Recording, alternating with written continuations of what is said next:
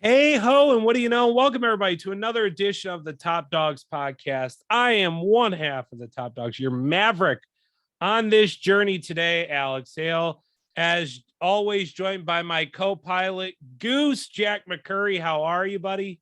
Doing well, man. How are you? I'm doing great. First and foremost, did you see the new Top Gun trailer? Oh wait, I told you not to. You told me not to. Because there's a big spoiler in it. There's a big spoiler Jack doesn't know about Top Gun, and he still hasn't seen it.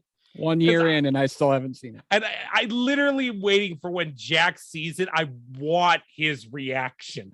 I want it just because I know what he's going to say, and I'm just waiting for it.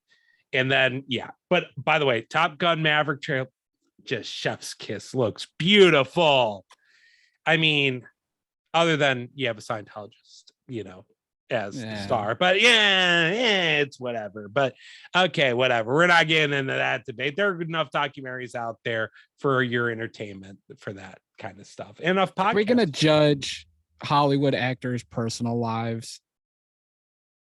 Nah, because if you do, I'll slap you. Yes, I got back from Saratoga Springs. Safe and sound, obviously. Flew by a City Field on my way back because I had to fly into LaGuardia. Did you enjoy it? I enjoyed flipping it off.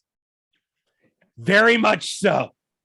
It felt damn good when I saw his face. I said, "You never wanted to be here anyways. Fuck you." So you take that smile and you choke on this. He's hitting home runs in meaningless games again. I mean, there's no pressure. Exactly. You get the stats.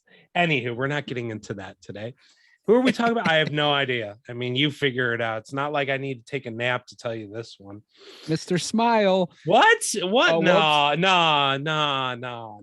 It's not him. No. It's you want to, who gives a crap? We're not talking baseball on this podcast. This isn't a baseball podcast. There are other great baseball podcasts, like one of our guests, Caitlin Marshall, and Lead Off Talk. So there you go. Go check it out. Nice little segue into, if you want baseball, go over there, because that ain't this podcast.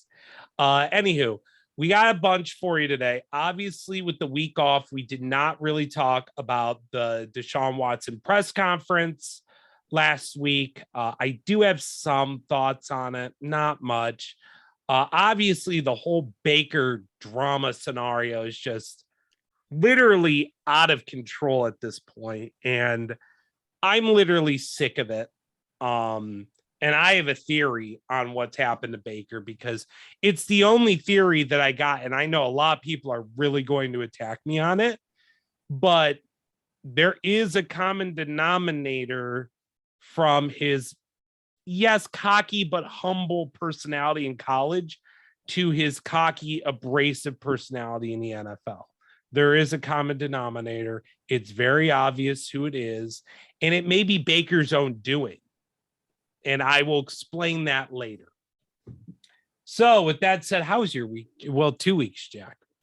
Well, pretty good. It's pretty good. Obviously, just working away, trying to get back on track with like my health, my diet, trying to get that back on the straight and narrow. The weather does not help, because the weather in Ohio is so bipolar. We go from 70 to 40 to 50 to, it's just all over the place. Fucked up my sinuses this week.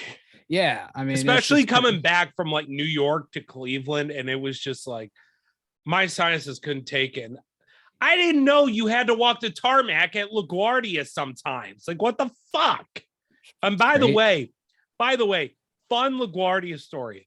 I gotta say this.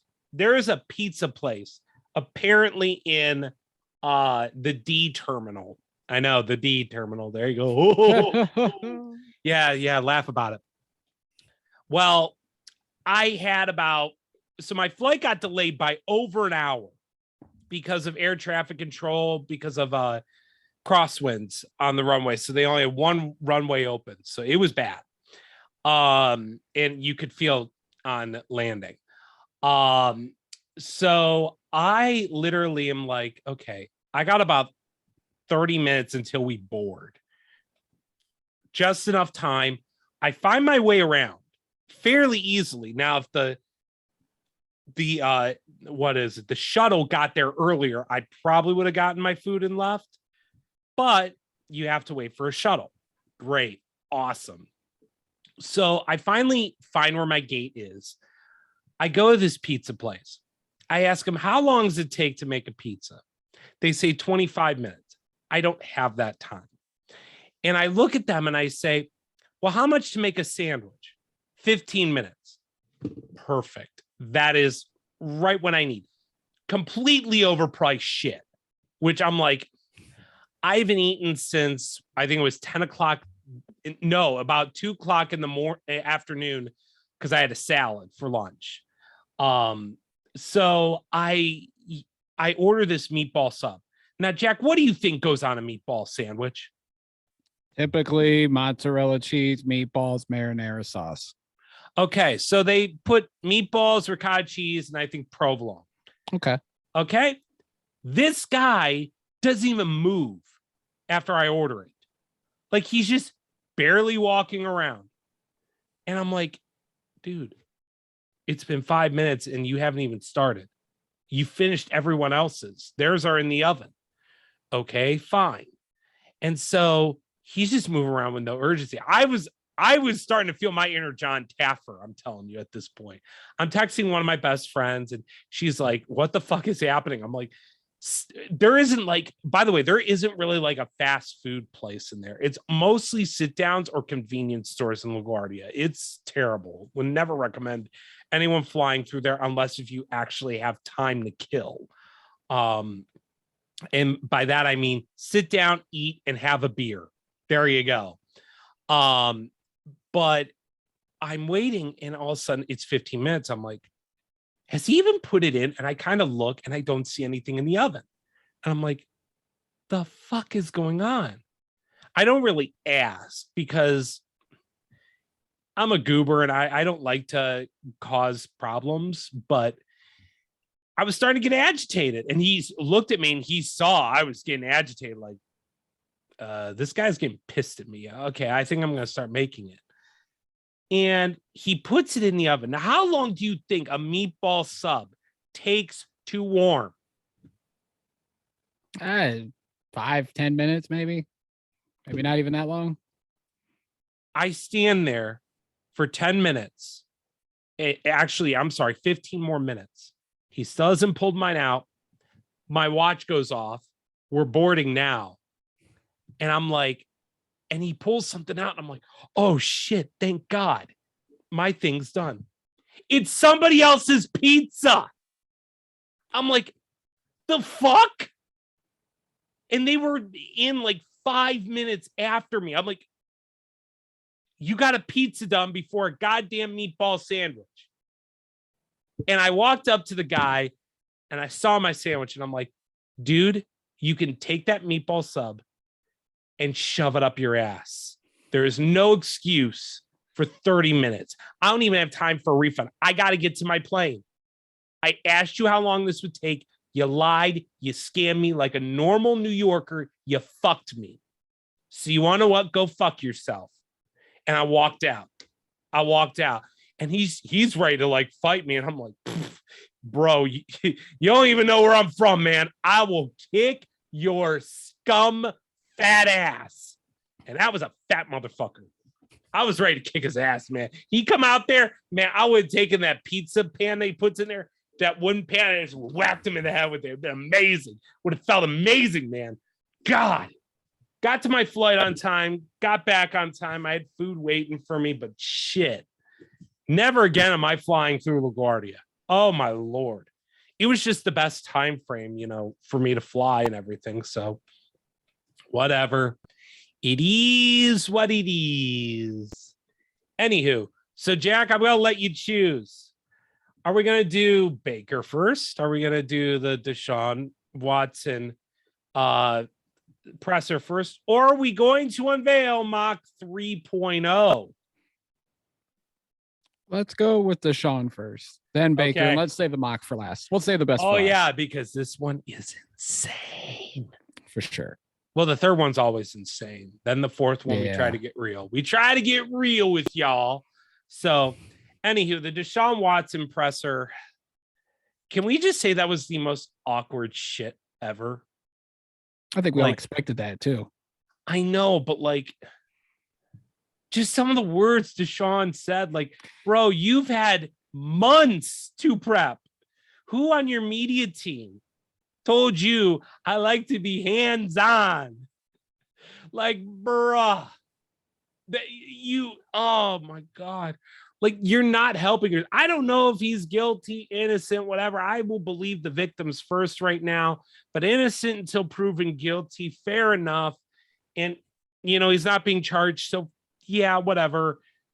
But then again, the civil suit, they may see, he's liable. So, Right. he's quote unquote guilty because OJ Simpson was guilty, And he was also liable in the civil court. Well, that's what I mean. Too. I mean, right. He was liable, meaning he's quote unquote guilty. Right. So that's the way they get you on that. But it just felt like, and this is just me, Andrew Berry never wanted Baker as the guy. He entertained it for Jimmy Haslam, thinking the previous season it wasn't going to work out.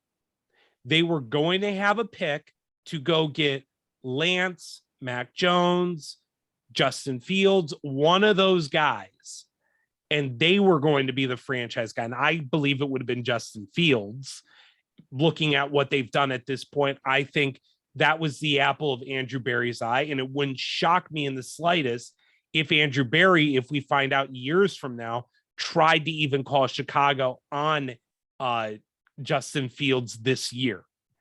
It wouldn't shock me in the slightest. I thought that was always plan B. That's my hot take of the week. Justin Fields was plan B. And the Bears said absolutely not, even with the offer of like maybe 13 and a second round pick next year. But like, I still believe he wants a mobile quarterback with a very talented arm.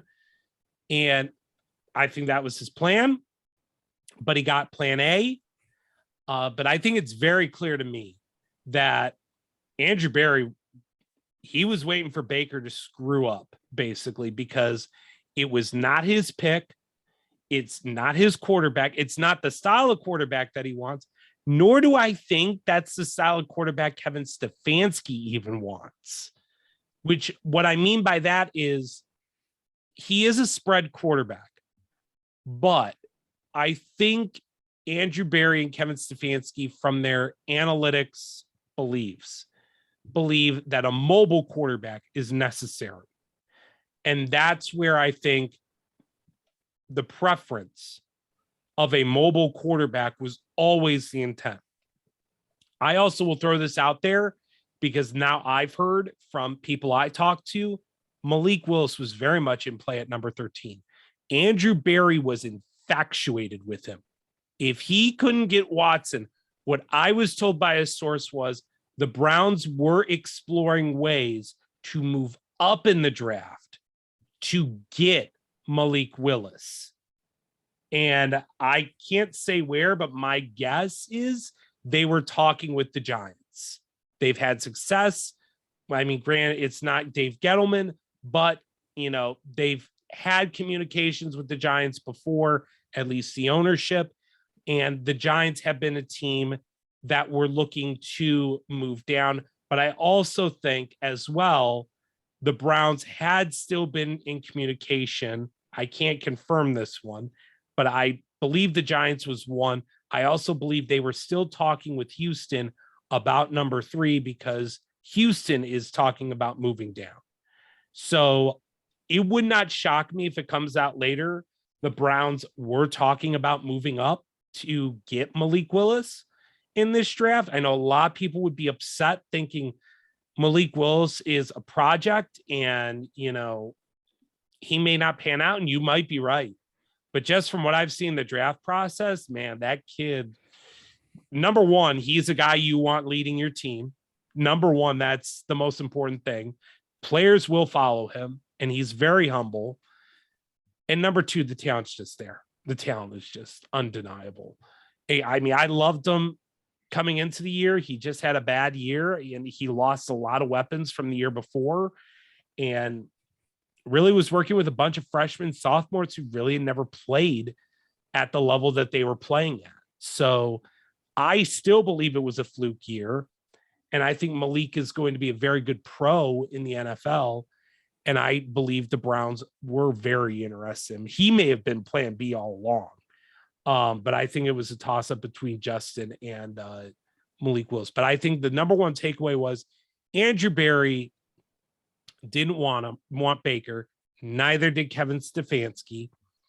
That was a Jimmy Haslam thing, a loyalty to Baker thing. You were our number one pick, and rightfully so. I'm not going to say Jimmy's an idiot because, I mean, 2018, you think there's something there still, and you give him a chance, rightfully so.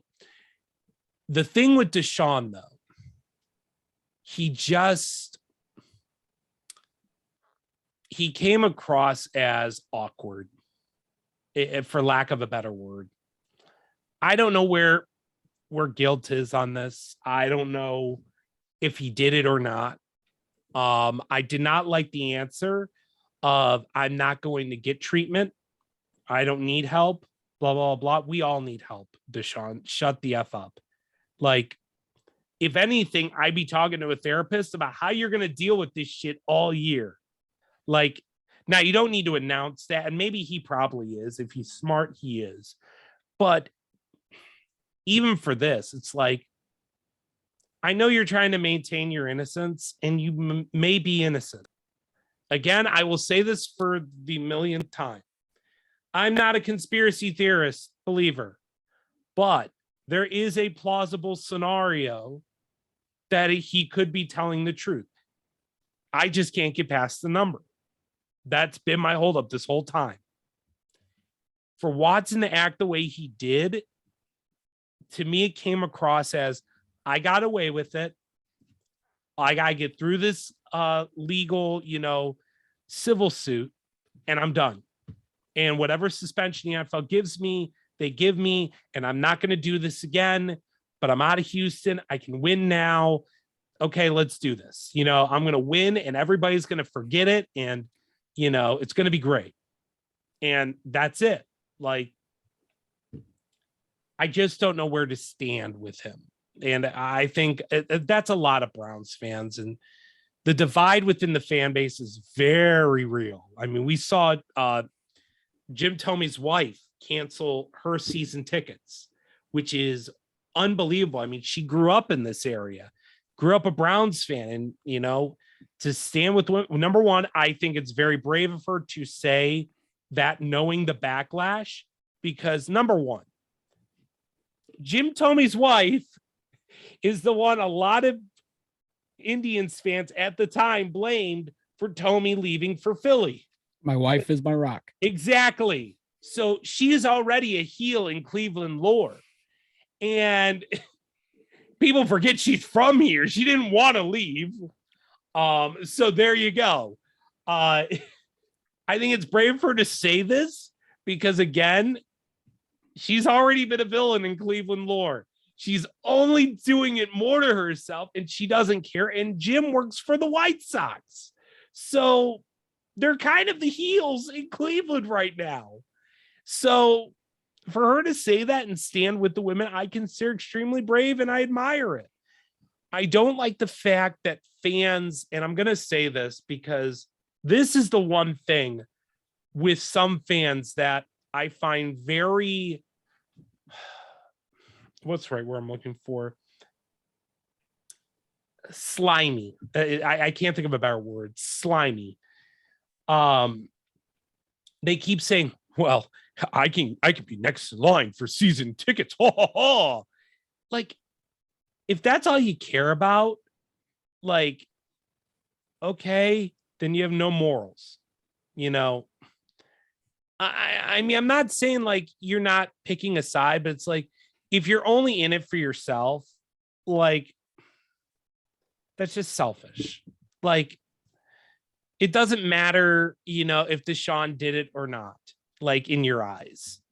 Like, it doesn't matter if the victims are telling the truth or not. It just doesn't in your eyes.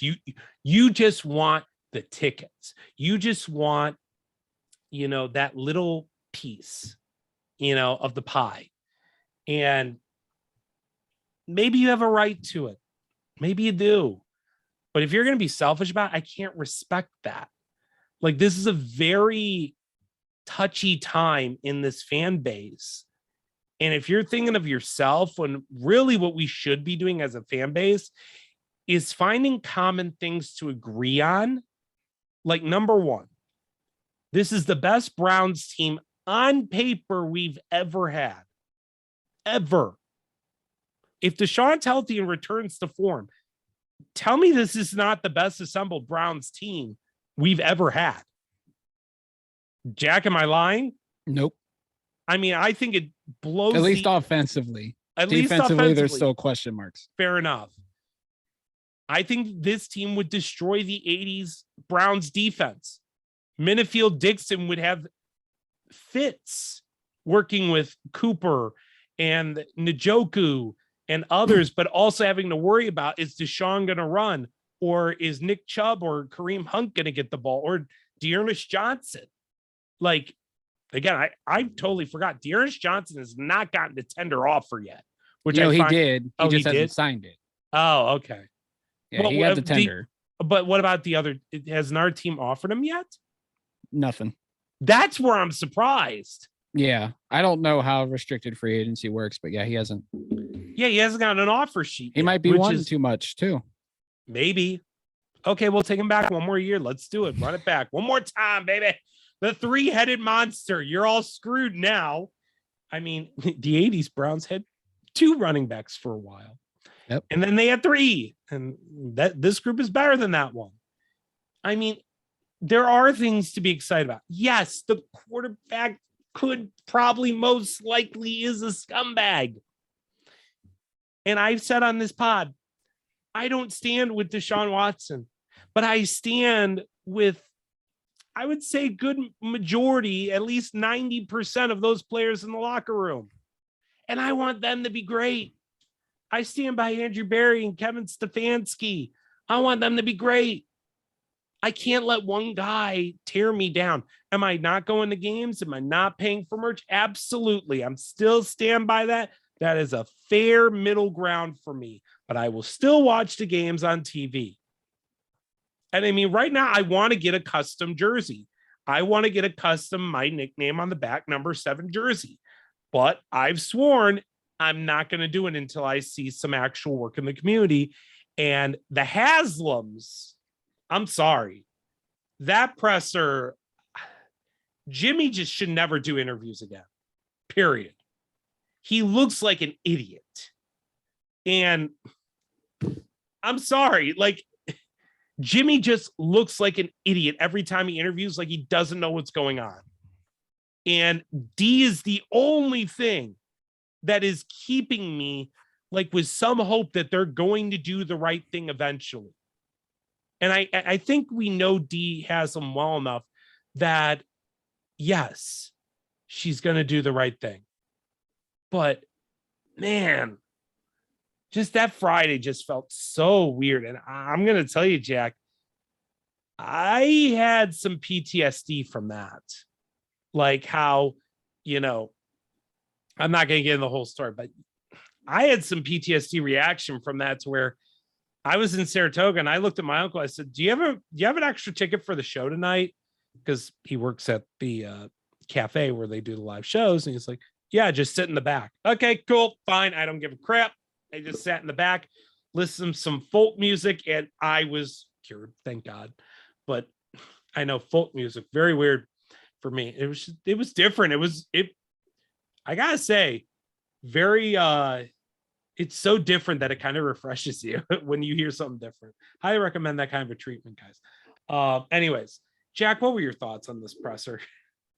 And like you were talking about your PTSD, like I'm sure there was plenty of people, not just you, that were having flashbacks. I mean, obviously Marla Ridenour, the Akron Beacon Journal, wrote an article saying, yeah, I mean, her experience, her history with sexual assault, obviously, She's been having flashbacks and nightmares since, and I was very brave of her to come public with it and tell her story. I mean, that was amazing for her.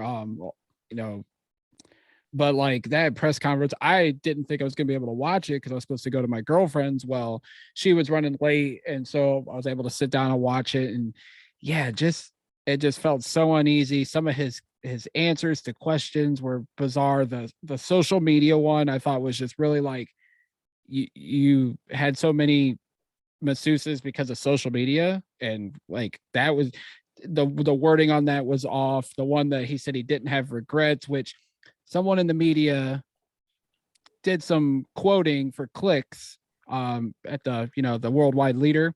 Yeah, that was a bad look by that media member. It looked like he was trying to be the star of that press conference with some of his questions. I will say, I want to give some credit though to a lot of the other reporters for asking the questions needed to be. I know we trash them sometimes. No, I want to say Mary Kay, like I know we've had our ups and downs, Mary Kay, but you want to know what? Just bravo on that presser, freaking bravo. You asked the appropriate questions. Can we do that in season now, please? Everybody did. I mean, Mary everybody Kay did. Tony did. Daryl did. Like, obviously, Jake Trotter. He is the guy I was hinting at. Some of his questions I think were a little bit too much. Let's be honest. But we know why he's doing it, because he's a Baker guy. Well, yeah, we'll get to. It's clear, and we will talk about this because there are two clear Baker guys that I don't have a gripe with. It's just more of like, okay, the era is over. Shut the fuck up. Right. Like, okay, I'm gonna name them Jake and Hayden, or as I call them, Clarence Al Buble. And all I'm gonna say to you two guys is, I don't know if Baker gave you his cell phone number, if you partied with them at Barley House or whatever, or Emily set you up with one of her girlfriends. I don't know what happened.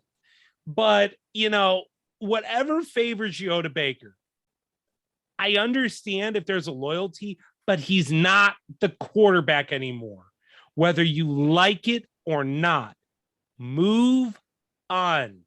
Because now you're showing, in my opinion, unprofessional bias as a reporter.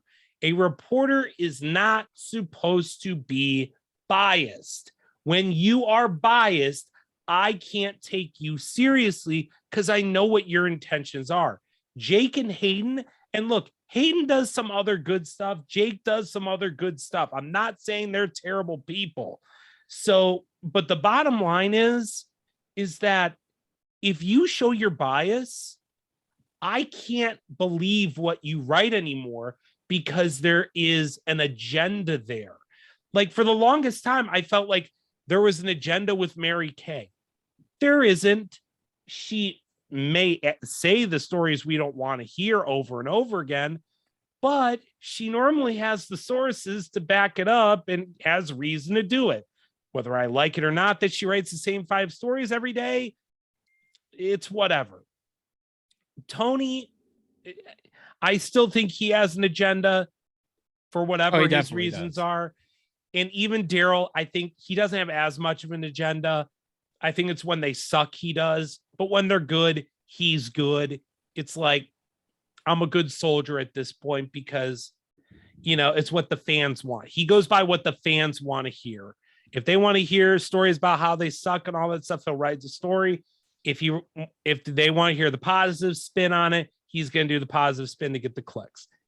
Fine. You're doing your job as a reporter. And you really have no biased agenda, only to your reader, which is okay and acceptable. But when it's your personal agenda, that's when it's a problem. And that's where I have a problem with Jake and Hayden right now, because they just have their agendas. And I'd love to sit here and debate with Hayden. I mean, like, we have listeners who can contact Hayden. I have no way. Pass it along to him. I'd love to have him on and just have a heart-to-heart in terms of like, I don't hate him. Yes, I'll make the joke of Clarence Al Buble.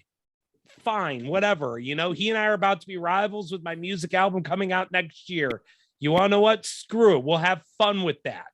So but in terms of reporting, I'd love to figure out, why does he push his agenda instead of saying facts? Same thing with Jake. Baker sucked. I think what Trotter should be asking is, if he was never the guy, and it's clear now that missed pass to, well, the misread to Demetric Felton in Minnesota, that was it. That was the ball game for Baker. That's when Barry moved on. Mm-hmm. Everyone's timelined it. They figured it out. If he was done then, I think my big question now is, why the hell didn't Stefanski and Barry pull his ass and not let him tank his goddamn trade value? Well, go ahead if you have a thought, because I'll say my piece after.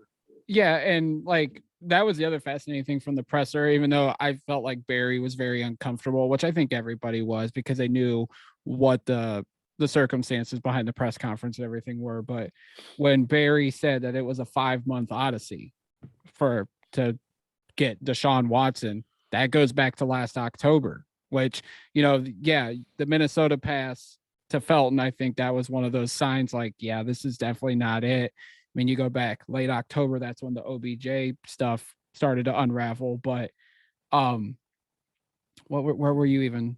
No, because my point is like, Andrew Barry, if I'm Jake Trotter, here's what I say. Yeah. If this is when it happened, why didn't you put him on IR? Why didn't you put Baker down, put on the goddamn tape and say, you are clearly injured. I'm looking out for you. I'm putting you on the IR because you need to rest and get healed. You might be able to come back at the end of the year, but I can't guarantee it if you're not healed. Because in that way, you're showing Baker, number one, we're being loyal to you and protecting you. You're building up some good faith with them. And number two, you are not tanking his trade value if you're going to move him. Well, because now he's exposed. Well, now that you said, why didn't they shut him down? And this has been talked about in Twitter space and everything. When Baker went and got his second opinion, the CBA says if he's cleared to play, they cannot shut him down because he is medically cleared to play. That's why they played him. They obviously thought an injured Baker was better than an injured or a healthy Case Keenum. We saw what Keenum was. He wasn't. Maybe so. But Case Keenum's only start was a win. Yeah, but it wasn't because of him. Doesn't matter. He didn't make mistakes. I know, but they just... Let me ask you this question. With the way the defense played against Aaron Rodgers and the Green Bay Packers, do the Browns beat the Green Bay Packers with Case Keenum not making mistakes, running the offense the way it's supposed to in Green Bay on Christmas? Does Case Keenum win that game? Answer that question. Knowing what we know now, probably. Then the Browns made a terrible lapse of judgment. And whatever happens with a Baker trade, release, whatever, it's on them. But say they do bench him, knowing what we're seeing now with him, who says he doesn't go on his tirade then and kills his trade value, acting like an immature little punk? True, but I would counter that by saying teams will see it as he's frustrated because he is cleared to play and he has a right to be upset that he got benched and he's not exposed on tape. So someone's going to buy. I'm just saying this. Right. Sam Darnold may be quiet as heck, like Colin Cowherd loves, but Sam Darnold cannot read a goddamn field or even make a goddamn good pass if his life depended on it. Baker, at the very least, can make once in a blue moon that amazing pass that changes the entire game. And that's something a team's going to buy in on, like a desperate Washington. Which we all know now, they had made an offer for Baker, but the Browns did not make the move because they didn't have another quarterback. True. Secured. And I think I think with hindsight being 2020, I think Barry makes that move without knowing about Watson. Because at that time, in fairness, I don't think he saw Malik Willis rise as much as he did. I think if he did Probably see it, not. he would have moved him. He would just, you want to more assets? We're going to go after Watson. And if we don't get him, we're going to go after Malik Willis. And if we can't get him, if he had known Jimmy G would still be available at this point. They never wanted Jimmy G. Mary Kay has said that forever. But I think in a worst case scenario, you absolutely need a quarterback. And it's cheap at that point. They probably go like, you want to know what? It's worse than having no QB at all. Yeah, but if they're going after Malik, they probably still would have signed Jacoby Brissett. Oh no, what I mean is if they couldn't get Willis. Oh, okay. I thought you were talking about if all fails, like if everything fails, you go after someone like that or Cam Newton. I know that's not the sexiest name. I'd rather have Jacoby Brissett. I'd rather have Colin Kaepernick. So I'm right there with you. With you. Honestly, I'm curious to see what happens with Seattle because if he goes there, it seems like Seattle doesn't want to sign him because they've had all this time. They could have brought him in for a workout. I feel like they're waiting on Baker. Okay, fine, go right ahead. Yeah, I dare you. Who knows how long? I dare you. Sign Colin Kaepernick. I dare you. I triple dog dare you. Heck. If you really want him that bad, I can go pick up Baker and I'll drive to Seattle. I just have to go 5 hours east, but I can drop him off there if you want, on my way. I don't know, that's not even a guarantee, but you never know. I might be heading out your way, Seattle. I might be, who knows? Probably shouldn't say that, but you're going to follow your client Baker. Heck no, he's not my client anymore. Yeah. I went Paul Heyman's steel chair at the back when he was climbing the ladder for the Money in the Bank briefcase. Heyman went back to Brock, just saying. I never left Brock Osweiler. Okay. I lived and died with that man. He's still my goat.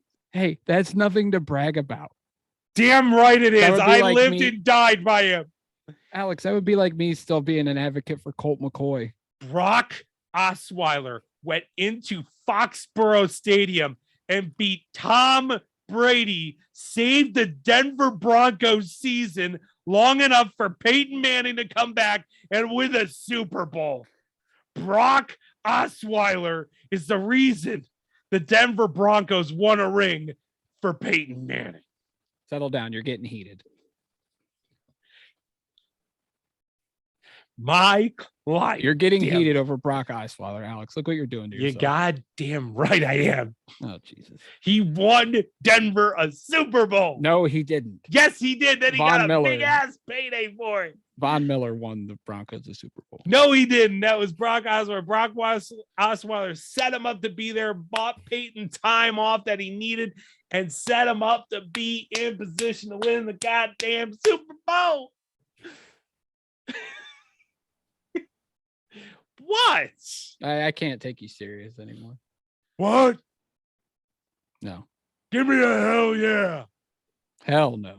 Not for Brock Osweiler. You gonna watch the KO show tonight? What? Hell yeah. There you go. Drink a beer. 1 beer. Another beer. 3 beers. 4 beers. What? Okay. Enough Stone Cold voices today. Anywho. Apparently Baker's doing a pod because of all of this. He already did the pod. Oh, he already did. Great. Yep. We get and there's a tie to a former Browns quarterback who was a knucklehead punk. I saw that. Yeah. Is he going to fan controlled football too? He'll be there in like 5 years. Oh, fine. But the way he's going, he might be there quicker. Is he gonna play with Terrell Owens? Johnny is. Oh, no, I want Baker to play with Terrell Owens and have Terrell every game say, "You're not throwing the ball to me, damn it." Oh, can I tell you? Treat me like OBJ. Can I say this real quick? I get in the car the other day and my dad goes, "Oh, did you see Terrell Owens is coming out of retirement?" And I'm like, no. Because we know when like news breaks like that. And I'm like, where's Terrell Owens playing? He goes, he's playing in the fan control league. I'm like, that's not coming out of retirement. Yes, it is. I need a paycheck. Well, we all need a paycheck Yeah, nowadays. Especially in this economy of these gas prices. Ba-da-ba! There we go. But Anywho. yeah, the Baker podcast is coming out allegedly. We're recording this on a Saturday, so it'll be out probably sometime next week. It's the You Never Know podcast. Mike, I forget the dude's name. Mike, he's some kind of like rapper, but he has that podcast on the side. Manziel was on it a couple years ago, talked about the Browns. So I honestly do not give a shit what Baker says. He's playing the victim. You're gonna listen though. I'll listen to see if he's playing the victim. Hey, you remember? I don't think I've said this on here, but I said it on Twitter. It seems like Hugh Jackson was the right coach for Baker Mayfield, because they blame everybody else but themselves. Imagine if John Dorsey had hired a real coach to be a real influence on Baker from the beginning. Wouldn't have mattered. Dorsey still would have fucked the team up. True, he would have hired Bieniemy. And oh god, I won't hate on Bieniemy until I actually get to see him be a head coach. Yeah, I mean, with the stories with Kansas City though, right now, oh boy, that may have been interesting. Yep. So I do have a theory on Baker. It is a little bit out there, but I did start thinking, what's the correlation that happened? And there's one factor that came in that I really never thought of. Are you about to blame the missus? Yes. I knew it. So, but it's not just Emily. It's an alleged situation that happened at the Cheesecake Factory. I now believe that's true. I now believe that story, not because of I've become anti-Baker. Here's what I think. Baker didn't want the marriage to fall apart. And he obviously cheated on her. And Emily is a strong-willed woman. Like, you don't mess with Emily. And one of the things I respect about her, strong woman, can take care of herself. You don't mess with her. And if you mess with her, she makes you pay. I think pretty much she's got Baker by the balls in this relationship. I'm sure she does. Like, he cannot be his true self. And that's why he's constantly playing the victim, because he wants that control back in his relationship. We've seen the alleged affair, that was going on since September, allegedly, this past year with the Instagram model or whatever. She's not an Instagram model. She's from my town, Alex. Okay, well, I don't know what she is. I didn't read the whole article. Well, I was just like, Baker with this girl since, and I'm just reading some of the text like, oh, freaking hell, Baker. And the best thing is I knew about this in like January because my boy had the screenshots and we just let it go because we just thought maybe it was just nothing. But oh my God. So hot take, Jake. He's the one that sent me the screen. Jake, man, you nailed it, brother. He's the one that put them out. He put them out. Props. He should have scribbled out the names except Baker, but whatever. Shout out to Katrina because her follow request like skyrocketed that day. Let's get her on the pod. No. No, we need stories. Damn it. We don't. We're not. Yes, TMZ. we do. We're gonna become one of those podcasts. No, I'm not. You can go. Yes, we are. No, Jack, you are going to love it. I don't want to be a gossip columnist. What? I didn't sign up. But for that's what a Browns reporter is. Yes. Yes. But anyways, I think Baker in his personal life is trying to regain control, which has brought out this victim personality that he's always the victim. Everyone's out to get him. He has no control. Oh, woe is me. All of this. It's not really an Emily thing, but I think that's the root of it. It could be. She's speaking out about the podcast too. She wrote back to Suriat today when Suriat had something to say about the podcast. What'd she say? Okay, so Sir Yacht put Baker Mayfield has not been on this podcast yet, and people are saying, quote, how could he say these things with a laughing emoji? And Emily responded, even though her Twitter account's protected, there's a screenshot. She put, people will be terribly disappointed when they find out he went on the podcast due to the fact that Mike is our friend. And then she puts, and the purpose was never to talk about work, LOL. So again, I think Baker doesn't want a divorce on his resume. So he's trying to do right by her because of all the times he's probably cheated on her. And this is just my theory. It's out there and it's possibly most likely not true, but I think it's plausible. So there, I'm going to say it. I think because of what's happened, she has the control in the relationship. And Baker wants a way out. And he wants to be free and be himself. But he doesn't want further scrutiny. So he stays in the relationship, which if my theory is correct, which again, may or may not be, it's allegedly a theory, he has to get divorced immediately. Like, I'm sorry, like, baby, you know, you got to get out of this, man. Like, you got to let yourself run free, my man. Like, bruh. No, they adopted a puppy. No. Let her keep the puppy. She will love it. She will love it. Let it be a parting gift as part of the settlement. You know, she probably will appreciate. She won't take as much of your money. She'll be like, oh, I get the puppy. So here, have an extra $1 million, Baker. Thank you. No visitation for the puppy, though. And you want to know what? You can get a puppy for yourself with that $1 million. So there you go. But it just seems like there is an oh, woe is me. And it's not him. It's never been him to be, oh, woe is me. He's always been when the going gets tough, I get tougher. He's never been woe is me. I mean, after the crotch grab incident, when he got suspended, he comes out and he balls out like right afterwards. What happened to that Baker? I get it was college, but like, you know, he comes out, you know, of the NFL. Everyone doesn't believe in him. He's benched. No one believes in him. Comes out, beats the Jets. Everyone's like, that was a fluke. What does he do against the Raiders in the first start? He balls out. Probably should have won that game. Got screwed. What does he do? I think, what was it, a week or two after that? He beats the goddamn Ravens for Hugh Jackson. Like, holy crap. What happened to that Baker? Yeah, something really happened because that rookie year, like, he got married after the rookie year. I'm just saying there is a plausibility to this theory. I don't know. I feel like there was more to it. Him handpicking the head coach, dumping the real reason why he was successful, Ken Zampese.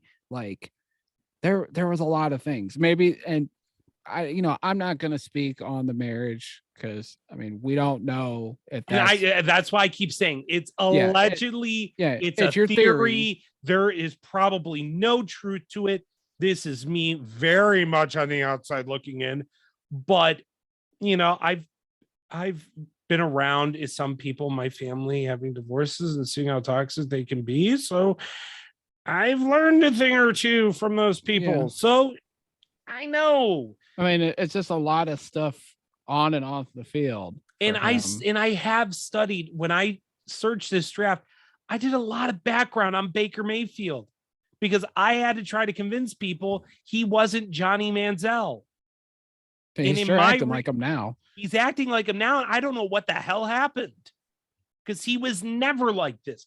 Never in a million years at Oklahoma, outside of maybe the running away from the cops thing. That was the closest he ever got. You can say the crotch grab, but you want to know what? He was emotional in that game. And I think the story goes, they didn't respect him. Fucking Kansas. He's always been very outspoken, though. I mean, yes, the Duke Johnson thing, which it was so funny when Duke came back out and put the train wreck. Yeah. But but I understand the crotch grab because apparently, as he said and others have said, Kansas did not respect him. No, they didn't shake his hand in the. You're fucking Kansas. You're always dead last in the Big 12. I'm sorry. If you want to act like that, do not be stunned when the top team in the Big 12 who's kicking your ass because you're the bitch of the Big 12, if he crotch grabs you, like, for whatever reason, and mocks you because you didn't respect him. They always kick your ass. What did you expect was going to happen when you didn't respect them? I defend that one because Kansas just was stupid. They had that coming. I'm sorry. But nothing about Baker has made sense since 2019. And that's where it's bugged me. You know, I thought after 2020 he was going to get it right. He hasn't. Sorry, Bake. You know, just my personal theory. I'm probably wrong because I don't know the guy personally. I don't know Emily personally. So I'm just making a wild assumption just for talking points on this show. So there you go. At least I admit it. So there you go. Right. So if Emily wants to say a tirade about it, fine, go right ahead. I don't really care. We're filling time, Emily. Sorry. But be ready next week when we break down Baker's appearance on the podcast. And we'll just... No, next week we're actually breaking down the wide receivers in this draft class. Why? We don't have a first round pick. It's a deep wide receiver class. We must be prepared. John Mechie. Is who? John Mechie. Yeah. Or Christian Watson. Or George Pickens. There you go. Yes, George Pickens. Yes. Daniel Bryan. Yes. Or Brian Danielson. Yes. George Pickens, no matter what. Do it. If I had a Post-it note, I'd crumble it up right now and throw it in my room till draft day. Well, when we do our live draft show, you know, by the way, just a re-announcing, we will be doing a draft show. Now, the question is, which day? Or are we doing days? Jack? We're going to announce it live on the show right now. Are we going to do Thursday? Do it on Thursday? I think I will at least do it Thursday. And whoever in the Dogland group wants to join us, and then I think we'll do it via Spaces somehow, and go from there. And just we could try. Yeah, we can try. Have Browns fans talk, because I wouldn't be stunned if a trade does happen with the Browns at the end of the first round. I'm sure there'll be 45 Brown Spaces going on that night too. So you want to know what? Damn it, we'll do it somewhere else. No, I can't. That's probably the best place for us. Most likely. So we'll do it that night. Night 2, we'll figure out what we're gonna do. I would like to do it different and either do a Twitch or something like that. Like, let's do Zoom a or whatever. Space Thursday night, and then we'll do like a Twitch or Zoom on Friday. Yeah, we'll try to figure out Twitch, Zoom. Again, it all depends on my job situation, because if I am fortunate enough to get this offer from this one job, I will be moving within the next few weeks, if not sooner. I will be out of Cleveland in the state of Ohio, potentially. So we will see. Keep your fingers crossed, guys. You're taking your talents to South Beach, aren't you? No, the other corner of the country. or you know, I don't, they don't know I do a pod, so who gives a damn? Or I might be going to a team that, let's just say, we're very bitter about 6 years ago. Still. Oh. You're going to California to join the Warriors. Yes. There it is. Because I got a call last night. Yes, you did. Allegedly. No one can prove. No, Mike Brown. I said, what's up? No. Shout out, my boy. Shout out, my boy. Mike Brown. Yes. Oh, yes. Sweet. Yes. I looked at him and said, I have no idea what I'm doing talking to you.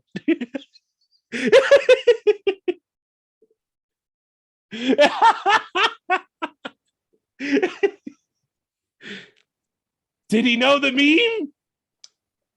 I won't say. Maybe he did. Maybe he didn't. You'll never know. Anywho, who's ready for it? Jack, are you ready for this? Are you ready? No, I said, are you ready?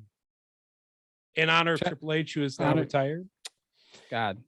And rest in peace, Scott Hall, the bad guy.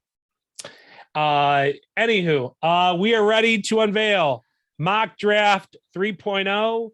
It is going on the Dogland early this week and followed up hopefully by end of week weekly. I'm hoping weekly. Again, depends on everything on my schedule.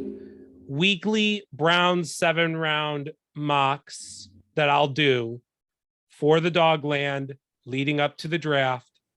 On top of this, and I also have a couple of our 2 other small articles I want to do for the sake of the pod and for the draft, because small announcement I'm going to make because of everything that's going on with my life potentially, and obviously where I stand with the Browns.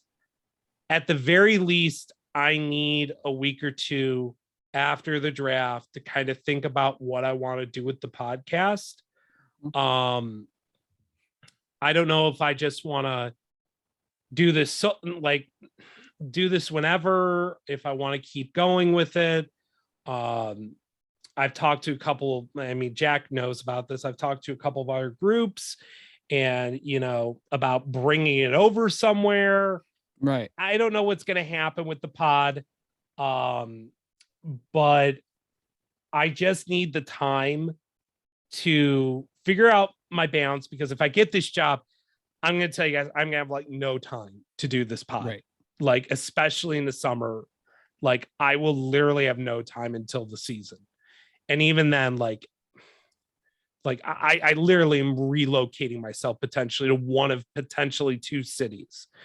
And I'm literally starting over. So that's overwhelming. And I think I would continue doing this. I just don't know what the schedule would even look like. And I don't want to commit beyond that, because this is my escape. This is my normalcy.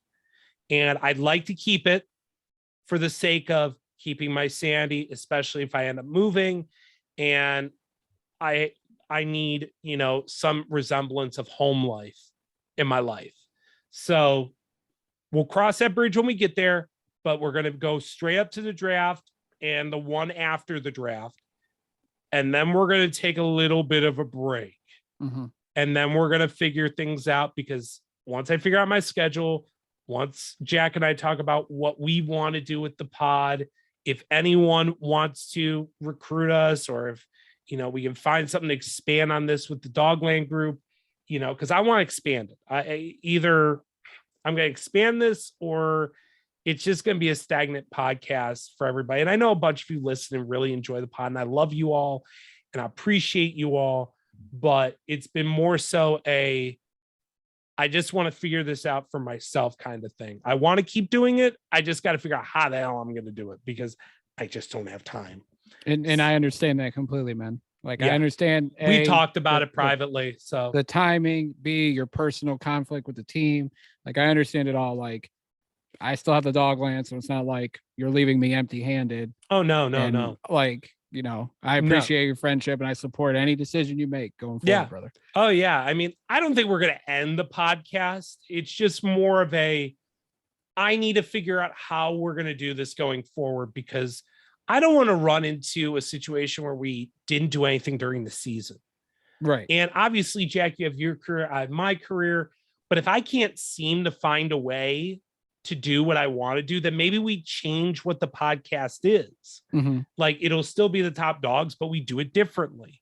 Right. Maybe Jack, I recruit you to be a draft guy and we do a draft pod for the Browns all year. That was one of the ideas I had, is that, yes, we watch the games and stuff, but we're watching more college football, scouting college guys and scouting for the Browns all year, and hopefully becoming Browns fans' go-to pod for draft information on players, because I'm passionate about this stuff. So it's Follow what you love to do. I love to scout. I love to go over this.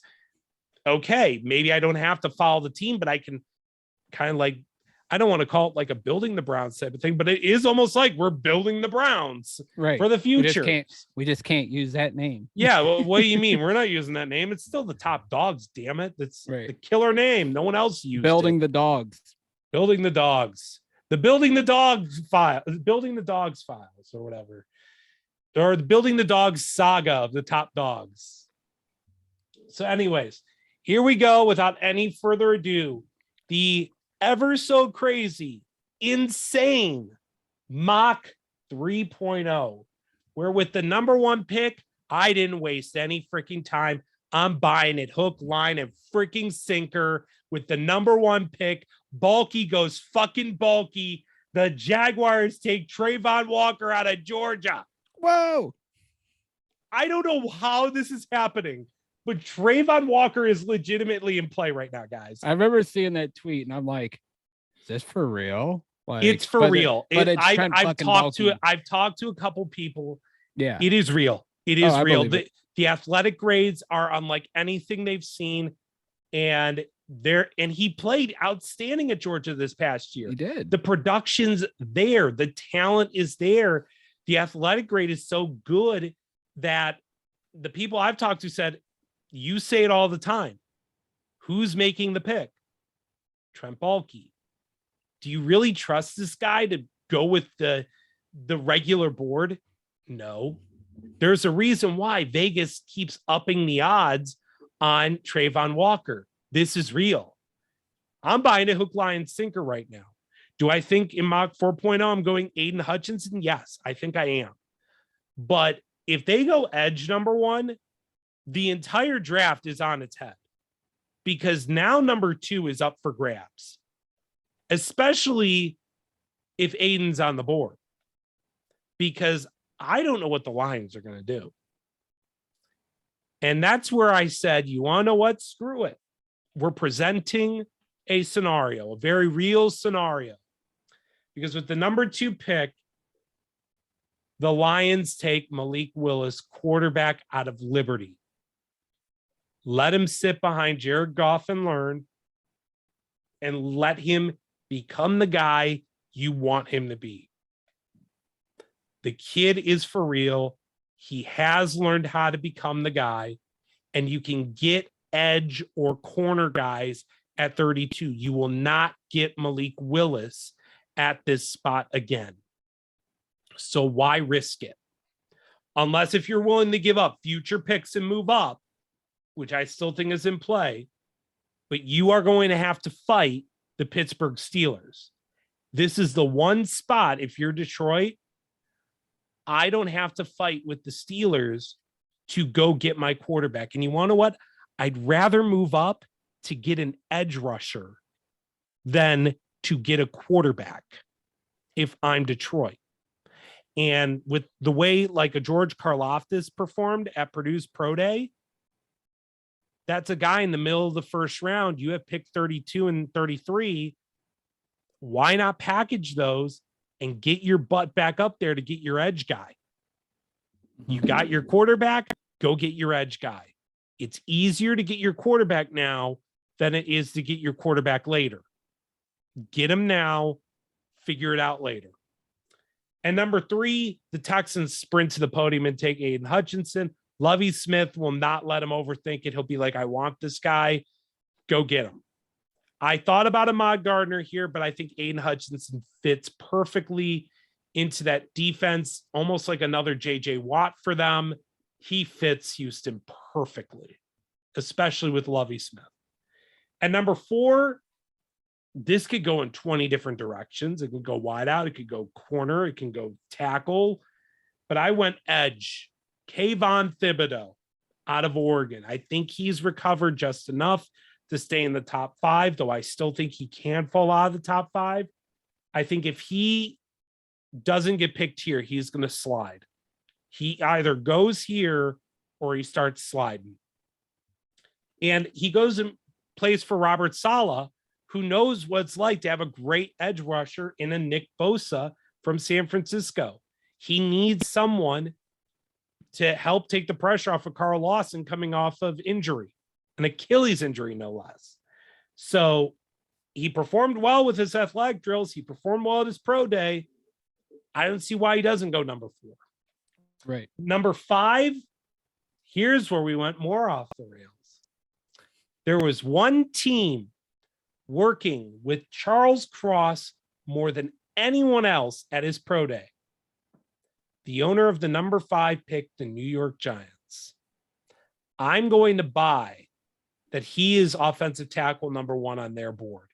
That if Evan Neal, Akeem, or Ike Ikonwu are on the board, they will pass on both to take Charles Cross, who is flying up boards, showing great versatility on the line, great athleticism, good strength for the position. He's done as well as you could ask for an offensive tackle 3 on my board to do. Mhm. I mean, it's arguable he's a top 10 prospect now, easily, maybe even top 5 prospect, putting 3 tackles in the top 5. And number 6, the Panthers. I thought about Kenny Pickett, but with Evan Neal on the board, you can wait until the second day to go get somebody. Take a Spencer Rattler, take a Carson Strong, protect your quarterback. Did you mean Desmond Ritter? Oh, Desmond Ritter. My God. I miss those 2 up so much. Oh, It's okay. I mess up JC Treader and Wyatt Teller all the time. Oh, my God. I was going to say Spencer Rattler's Spencer Rattler. Yeah, you want to know what? He should be in this draft still anyways. He was supposed to be. But he'd be a mid. He's be that's a because mid. That's what he is. Pick. He is a mid. Yes. Desmond Ritter. Desmond Ritter is going to make me pay for that one day. I'm sorry, man. Like it's just, God damn. Like, it's okay. I mean, it goes to show how highly I think of him. He wasn't accurate in college. I'm not a fan. I know you'll say that Josh Allen, but he doesn't have Josh Allen's arm. I mean, if you have Josh Allen's arm, you can be that inaccurate. He doesn't have that arm. He had weapons to play with, and he was good with them. So, but I said Evan Neal to Carolina because you got to protect your quarterback. Even if you were to bring in Jimmy G, Baker, or Darnold, you got to protect him. If you don't do that, you're done. What's the point of having Christian McCaffrey, DJ Moore, and all those weapons? Move them. If you can't protect your quarterback to buy yourself time, get him out. So, Nick Wilson, I got you on. I got your tackle. Don't worry. You're good. Number 7, the Giants went Jermaine Johnson. I mean, they need a tackle and an edge. It all comes down to what's on the board. What are they going to do? How does it look for them? Who's going to fall? And that's where I think they go. And Johnson's the next best one. Atlanta, though, has made a trade. The Pittsburgh Steelers are not messing around. They need a quarterback. And they have traded the number 20 overall pick, a 2023 third-round pick, and a 2023 first-round pick to the Atlanta Falcons for Kenny Pickett out of Pittsburgh. And this is where I question if that's realistic. But at the same time, the more I think about it, it is. Like, they have to go get a quarterback. Everybody knows that Atlanta's going to want to trade down. I mean, Ike Konwu's on the board. Teams are going to be fighting for that pick. Somebody's going to have to blow them away. And that's where I think Pittsburgh makes the move, goes and gets their quarterback, lets him sit behind Trubisky. When Trubisky can't do the job, Kenny will come in. And you know the Steelers are going to be in that 15 to 20 range next year at the very least in terms of that pick with just subpar quarterback play. So they're not really giving up a prime pick, if we're being honest here. And if Deshaun Watson gets suspended for a long period of time, if they get better than average quarterback play, it's going to be a 20s pick next year. So Pittsburgh says, we got our quarterback, and they're in an arms race. They got to go get a quarterback. So then Seattle, now they can't get a quarterback, which I would think now they would go after Baker aggressively. Mhm. Basically, I think that's what Andrew Berry's doing. He's waiting for the draft to move him to see who's left when the dust settles. And Seattle takes Ike Ekwonu. Basically, I think they're going to end up with Baker. If you're going to have Baker Mayfield, you need to get him a line that can protect him. Plain simple. Ike Ekwonu is arguably the best left tackle in the draft. They have not had a great left tackle in years. Fills the void. You're good to go. Baker's protected. He has a shot, at least, to redeem himself. There you go. Not that hard, Seattle. You're on your way back. The Jets take Ahmad Gardner out of Cincinnati at number 10. Good pick. They need defense. You get Thibodeau, Gardner, and I think Saleh sees a lot of Richard Sherman in him. A lot of Richard Sherman. And that's where I think he's probably, I could see him going as high as 4, honestly. Mhm. Yeah, I'm really thinking about in mock 4.0, just say he's going 4, like done. The odds are starting to go up about him going number 4. I think he's going number 4, honestly. I mean, this is locked in at this point, but in mock 4.0, I think he's going 4. So stay tuned. The Washington Commanders go wide receiver. But which one, ladies and gentlemen? I mean, they do have one great wide receiver, went to Ohio State, and Terry McLaurin. Why not get another? How about they get another? But which one? Which one? Olave. They go Garrett Wilson. Yes. I have a bet on what Buckeye receiver is going first. Oh, so you say Olave? I think I'm pretty sure I picked Olave. I'm saying Wilson. Honestly, I could see him going as high as 8. Yeah, maybe earlier. But with Carson Wentz as your quarterback, he needs weapons. Period. End of story. If he doesn't have the weapons, he's screwed because he sucks. I told y'all he sucks. So that's one of my greatest hits is that he sucks. I told y'all. But yeah, they go Garrett Wilson. The Vikings. This is where Kawisi probably goes like, I know I got one of the best safeties in football right now, but I'm going to go get another one. He's getting old, though. And he's going to get Kyle Hamilton out of Notre Dame. Oh, another Notre Dame safety. Wow. It only worked out so well. Right. And, man, that's just a perfect fit there. Man, he would be so good if they... Who's their defensive coordinator again? Who would they go to this time? Because didn't they bring somebody from the Rams over? Hold on. I'm doing this as while you're figuring that out. Oh, Ed Donatel. He was with the Broncos forever. Oh, okay. Well, he knows how to use safeties. Oh yeah. Yeah. And Mike Pettin's there too. Deshaun Gibson. Remember he balled out. Deshaun Gibson and Dante Whitner. Yep. He knows the importance Jordan of Poyer when he was Jordan Poyer. He knows how to use great safeties. I mean, it's a perfect fit. The Texans at 13 from Cleveland take Derek Stingley. Pair him with Aiden Hutchinson.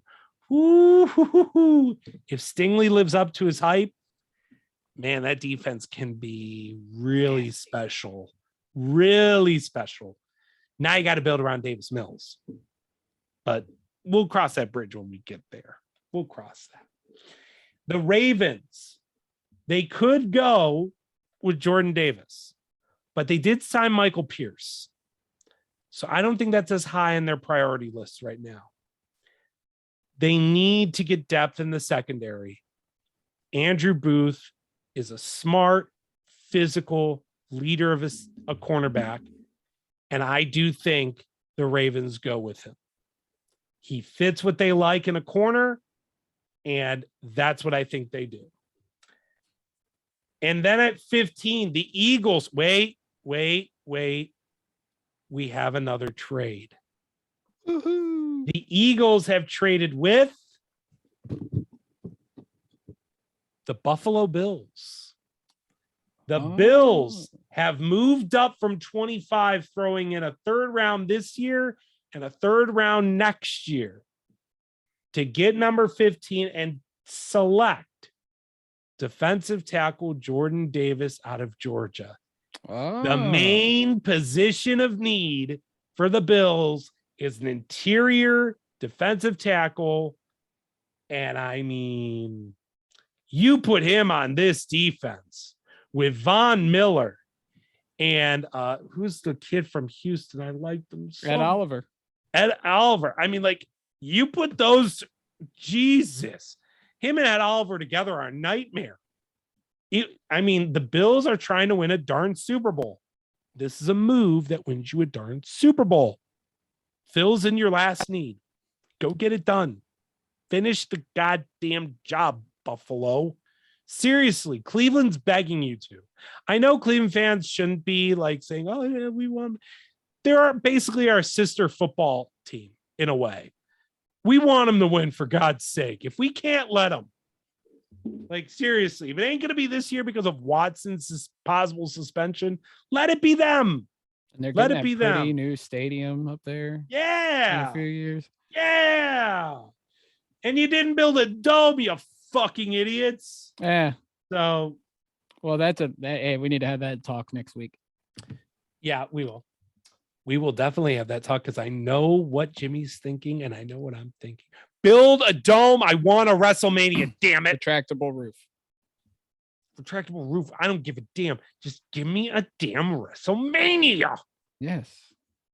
That's all we need. You can induct the Miz here into the Hall of Fame and Dolph at the same time. And Logan Paul going in the celebrity. No. He does not belong in Cleveland. We've disowned him. Hey, have you seen the picture yet of his WrestleMania gear? I don't give He's got a chain with a Pokemon card. And it's yeah, is it the fake Pokemon card he bought for $3 million? Probably, but it's funny. Yeah, that's what they teach you at Westlake High, how to spend $3 million on something that's fake. Good job, Westlake. You're a bunch of idiots over there. That's why you suck in the Southwest Conference, baby. Good job. Back on track. Pick 16 or whatever. Freaking demons. If I just insulted Westlake listeners, I don't give a damn. I hated you guys. So anyway, 16. Philly doesn't trade this one. They select George Karlaftis out of Purdue. They need an edge rusher. Yes, they got some depth there, but hey, why not add another rusher? And they love to have their edge rushers. I think this is a solid pick for them. I thought about the corner from Washington, McDuffie, but I decided against it because Karlaftis, I think, is a great find here. The Chargers, crying over the fact they couldn't get Jordan Davis, take Trevor Penning out of Northern Iowa. They need a left tackle. Protect your quarterback. Protect your quarterback, guys. Plain and simple. Then we have the Saints, where Jack on our show, on the draft show, will cry and say, I need to buy a Saints jersey, as the New Orleans Saints take wide receiver Jamison Williams out of Alabama. I could rock a Saints Williams jersey. Who that? Who that? Yeah, it's who that. So there you go. It's not who day, that's for sure. Ugh. I just threw up a little bit in my mouth. That's right. Number 19, Philadelphia has traded again. Aha, Howie Roseman, you devil. Jack Duffin would be so happy. Well, they are basically rumored to be trading down so they have more assets for next year if Jalen Hurts is not the guy. And in this place, the New York Jets have acquired the number 19 pick, trading their second round pick this year. I'm sorry. So I'm sorry. I have to fix this in the write-up because it's not right. They acquired their second and fourth round pick this year and their second round pick next year from the Eagles, from the Jets. The Eagles get that. So, and the Jets take wide receiver Drake London. They walk away with Thibodeau, Gardner, and London. Ooh, they would win the draft. Yep. My and if God. if you're a Jets fan right now, you have to be doing cartwheels and you have to get aggressive. You have a solid piece in Elijah Moore. Now you need to get another wideout in there for Zach Wilson. Give him a shot. Give him a shot. Because I saw some flashes at the end of the year where I'm like, you know what? He just had a shitty team around him. Also, get him a goddamn running back, please. Seriously. We'll give him Kareem. Give me a 3 next year, and you got a deal. Maybe a 2, but I'll take the 3, honestly, because of the money. And now with the 20th pick, the Atlanta Falcons take Chris Olave out of Ohio State. Love that pick. Getting all those assets and getting a Calvin Ridley replacement so they can move Ridley when he's activated from suspension. They basically get his replacement here and getting a number 1 next year from the Steelers, prepping them to be in line to get one of the quarterbacks in next year's draft. Wouldn't it be something for Olave to sit for a year and then get his quarterback to join him in Atlanta next year? Yep. I'm already thinking that for Atlanta. Sorry, Mariota, I love you, but you ain't the guy. The Patriots sprint to the podium, take the most Patriots pick ever in Trent McDuffie. Someone thinks he can be an all-pro safety. I mean, I can kind of see it, but I would start him at corner and go from there.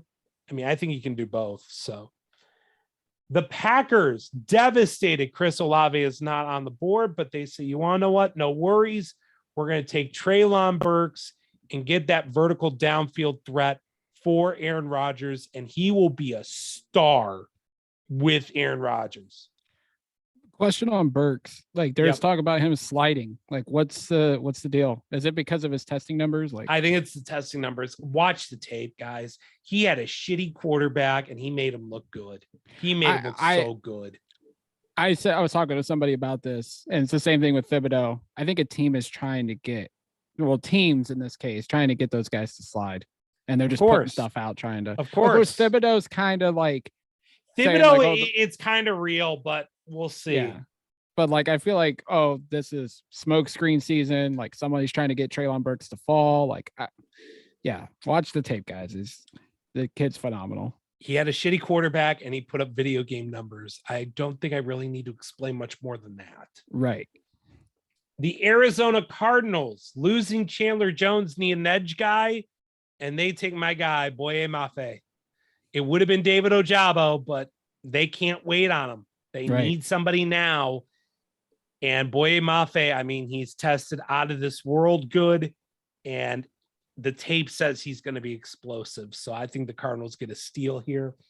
The Cowboys, though, are not afraid to take risks.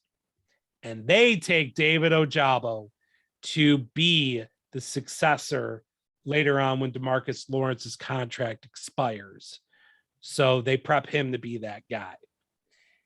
The Eagles now at 25 take Jahan Dotson, needing to get more weapons for Jalen Hurts.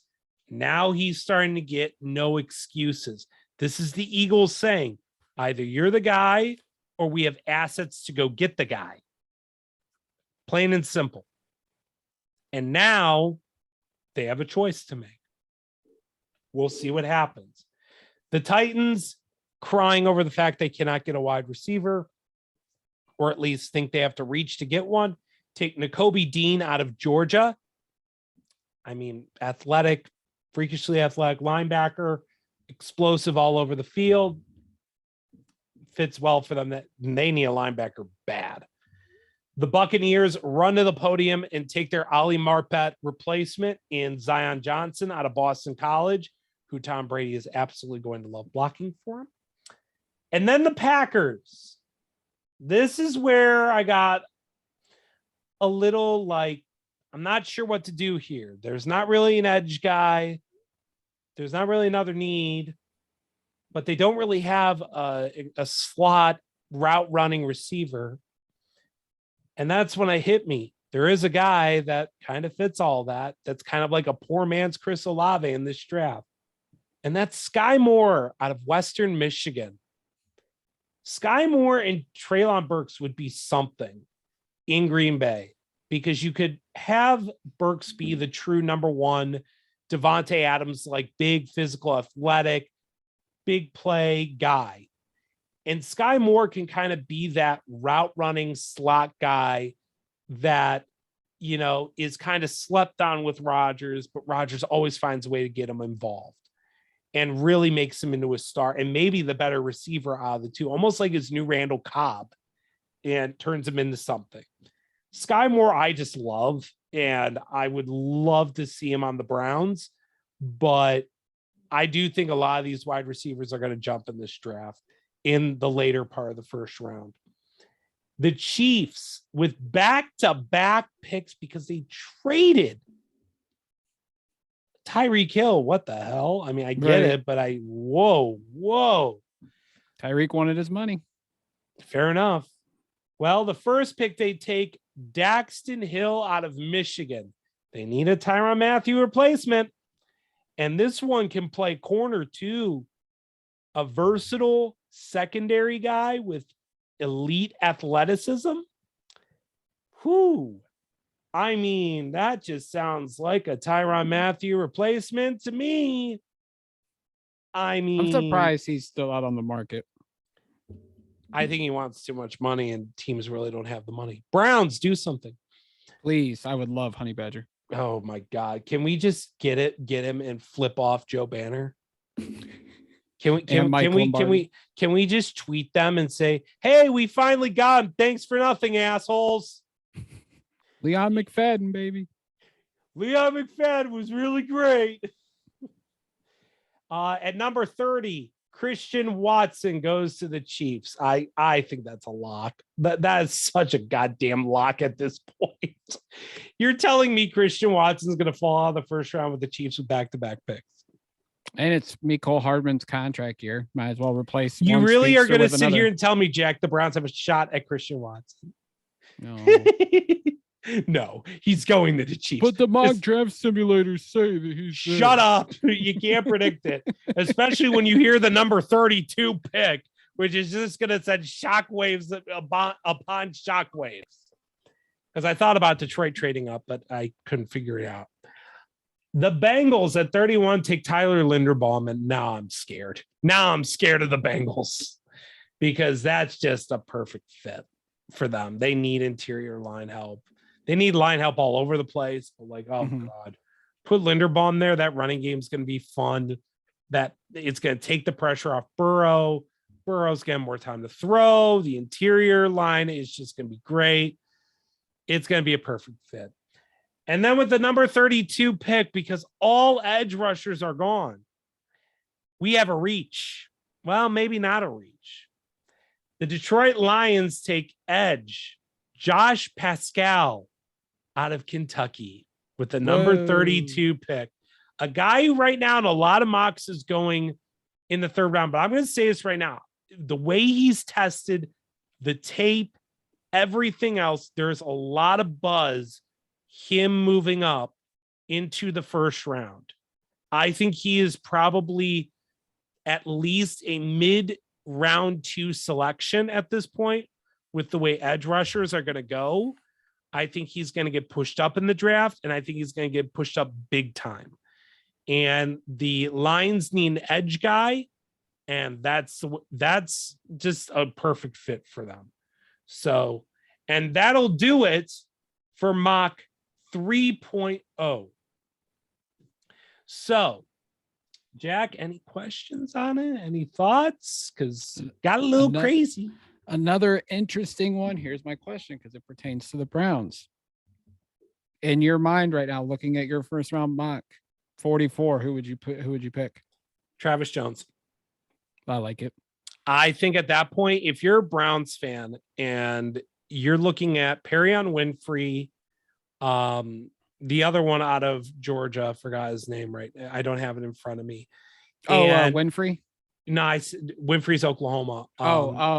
Logan Hall. No. Houston? Well, Okay. Logan Hall's another one that he's like a fringe defensive tackle. It's the other one out of Georgia. Now I gotta pull. I know who you're talking about because like McShay mocked him. Yeah, the other one. I just yeah, I don't have can't think of his name in front of me. But if you're looking at the board at the end of day one, and you see all four are on the Devontae board. Wyatt, by the way. Devontae Wyatt. Yeah, that's right. I should have thought Bray Wyatt, Devontae Wyatt. Yeah, there we go. Let him in. If those four are all on the board at the end of night one, if I'm the Browns, I try to be prepared to move up and go get one of them. You don't have a defensive tackle. I prefer Travis Jones. I like Perion Winfrey a lot. Devontae Wyatt, I think, would be a steal in round 2. I got a first-round grade on him. I also got a first-round grade on Travis Jones. I think Travis Jones is just going to be a run stuffer throughout his career. That's not Barry's MO. Yeah, I know. But if you're a Browns fan, I would just say, I think if the Browns can sit at 44 and get one of them, if the board pertains to it, you are looking very good at the end of day one with those four on the board. George Pickens, a couple of other wide receivers still on the board. The safeties are pretty much all on the board. I mean, outside Daxton Hill, I mean, you have everyone else. So, and the only downside is you really don't have a lot of edge rushers. If like a Josh Pascal goes 32, now you're kind of worried about how the edge rusher class is going to go. And I think at that point, Barry's going to focus on the edge rusher position, unless if Clowney's signed by then, or he gets somebody else to sign by draft day and say, okay, I don't have to worry about this as much. And yeah, I like a couple guys, but you know what? I got other positions I got to fill right now, and I'm going to go get that. How do you feel about Drake Jackson? Because that's a guy I'm definitely intrigued with at 44. I think he underperformed at USC. I don't know if it's just a talent thing or just a scheme fit thing. The talent's there. Like the athleticism is fine. He's got prototypical size. He does fit all the guardrails. He fits the guardrails. Especially he's only like, I don't even think he's 21 yet. So I think I think he would be the target at 44, but I think in this scenario, Drake Jackson's going to go earlier. You're going to have to go up and get him. Yeah, especially if Pascal's going 32. It makes much sense. I think in mock 4.0, Detroit's going to move up from 32 to get an edge guy, because if I'm a Lions fan, here's what I think. And I'm speaking more so to my buddy Anthony Ianni. But I would take Malik Willis number 2. I would package 32 and 33 to get up into the middle of the first round. Yes, I know I need a corner. Yes, I know I need secondary help. But you have not had a great edge rusher for years. Maybe the 2 years of Ziggy Ansah. That's it. And the other one you had was Robert Porcher years ago. There's a blast from the past for you. Go get your guy. Go get him. Whether it be Jermaine Johnson slipping, whether it be you want David Ojabo and you want to go take that chance, you want to go get George Karlaftis, just go get your guy. Go get him. Because you got Malik Willis and you're passing on the top edge rushers. Go get that second tier while you still can. Don't sit back and say, what if we moved up? And I'm just going to spoil it right now. I think I'm going to mock it in 4.0. Where? I have no idea. We'll figure that out when I get there. But yeah, that's kind of where I'm at with mock 4.0 and what I would do for the Lions. But for the Browns, I think Drake Jackson would be in play. I think Travis Jones would be very much in play. Because I think if I read the guardrails right, hold on, because I have shout out Jack Duffin. I actually saved it, I think, I didn't save it as a favorite. I thought I did. What the hell, man? The hell? So I have his guardrails check sheet. So basically, Travis Jones doesn't fit. The one that actually does is Logan Hall, mostly, because we just don't know the age. So looking at his guardrail spreadsheet, the only player who crosses off all four is Christian Harris, the linebacker out of Alabama, which I like him, but I'm not in love with him. Drake Jackson, depends on if he can get there. Pickens makes a lot of sense as well. Daxton Hill, I know he put him there. I don't think he's going to make it to 44. If he does, I'm sprinting to the podium and taking him because he can play safety and corner. I'm getting him. And I know Duffin and I have talked about Leo Chenal and he projects well athletically as an edge. Screw it. Do it anyways. Like, I'm not against the idea of taking a guy who's primarily a linebacker, like a middle linebacker, and saying, you want to know what? You fit the guardrails to be an edge guy. We're going to train you to be an edge guy.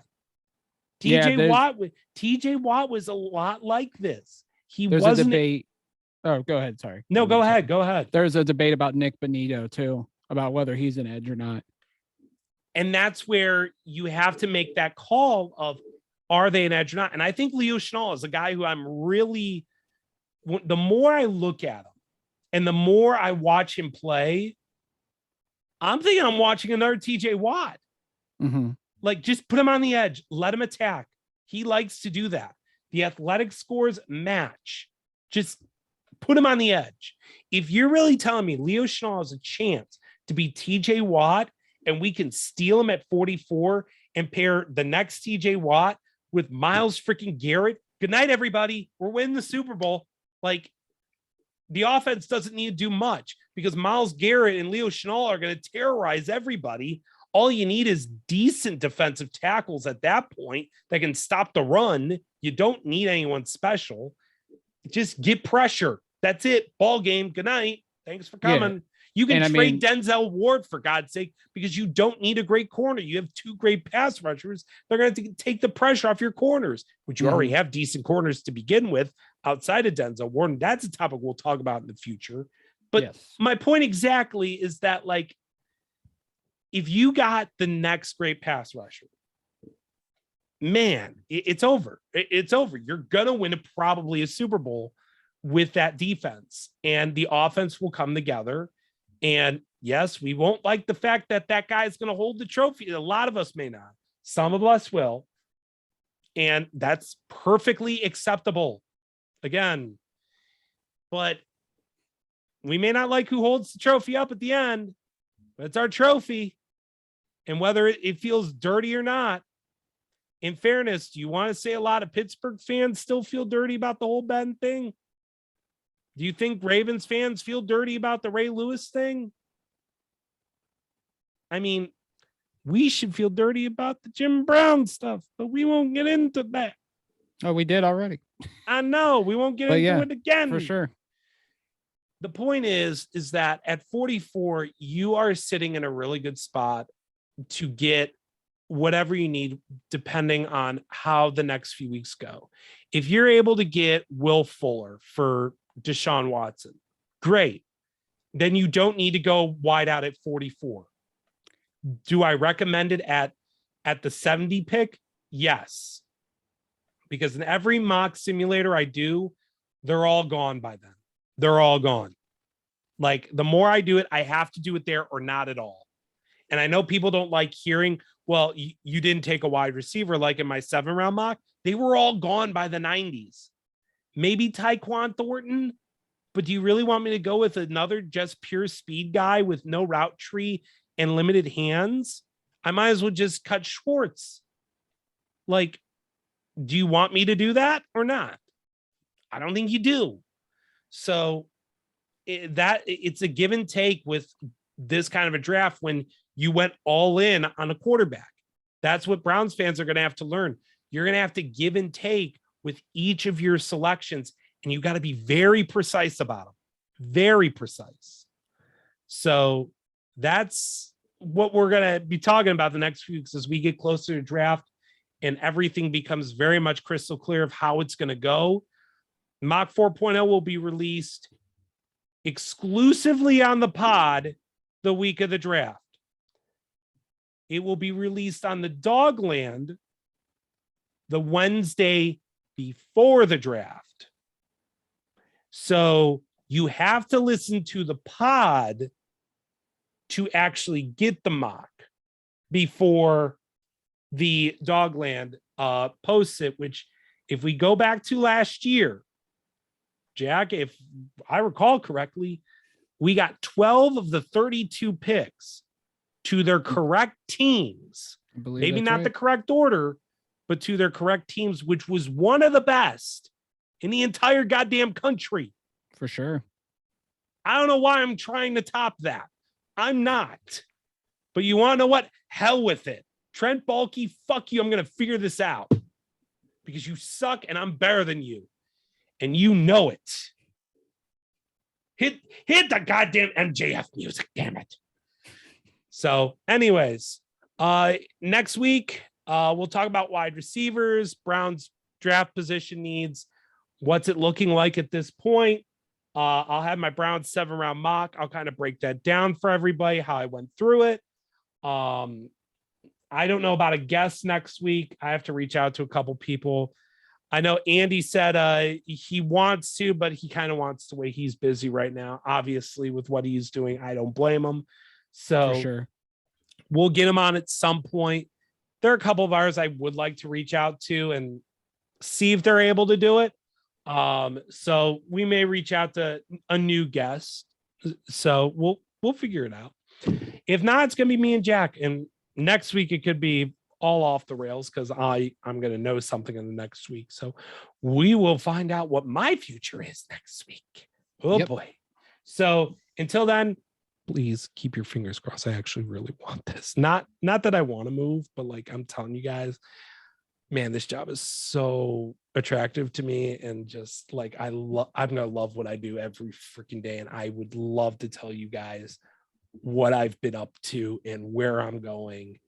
Because only the people that know are gonna be like, yeah, we knew. But the people that don't know are gonna be like, holy freaking shit, you know. Oh, so now it makes sense. Yes. Yep. So I would love to reveal it all next week, and we might be able to. So that said, there's your tease for next week. I can tell you what I've been doing or not. We'll find out next week on the Top Dogs. Jack, tell everybody how they follow you. At Jack McCurry08 on Twitter. You can follow me at the CLE Sports Guy. Until next week, we will talk to you then. Go Browns.